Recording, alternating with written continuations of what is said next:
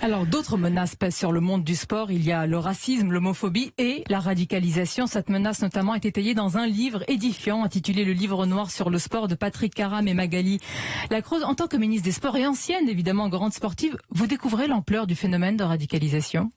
Alors aujourd'hui, on a besoin d'objectiver la situation réelle de la place du sport dans ce phénomène de radicalisation. Aujourd'hui, c'est basé effectivement sur des on-dit, sur des choses qu'il y a dans des livres qui paraissent, mais il n'y a pas de données objectives pour pouvoir mesurer cette radicalisation dans le sport. Madame la ministre ? Oui, bien sûr, des on-dit.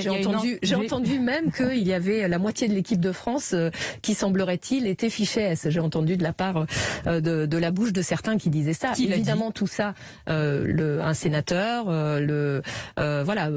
beaucoup de personnes qui se servent du sport aussi pour dire que les radicalisés sont dans le sport. Évidemment, les personnes radicalisées sont passées sans doute par un club de sport. Mais aujourd'hui, cette thématique est prise à bras-le-corps depuis 2015. Est-ce que vous faites preuve, c'était ma question, est-ce que vous faites preuve d'angélisme sur ce sujet, ou est-ce que vous considérez que le communautarisme, que le séparatisme dans le sport notamment, et je m'appuie sur une enquête aujourd'hui dans Le Parisien qui évoque ces entailles à la laïcité notamment dans les clubs de sport, est-ce que ça existe ?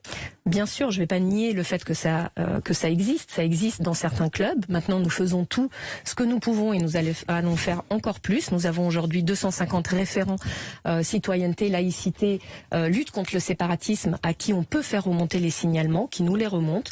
Nous avons des contrôles renforcés avec le ministère de l'Intérieur. Une fois que c'est remonté un signalement, que faites-vous ? Donc nous faisons des contrôles ciblés avec le ministère de l'Intérieur. Nous en avons fait à peu près 300 en 2019. Sur les 300 que nous avons fait, il y a eu seulement 5 fermetures.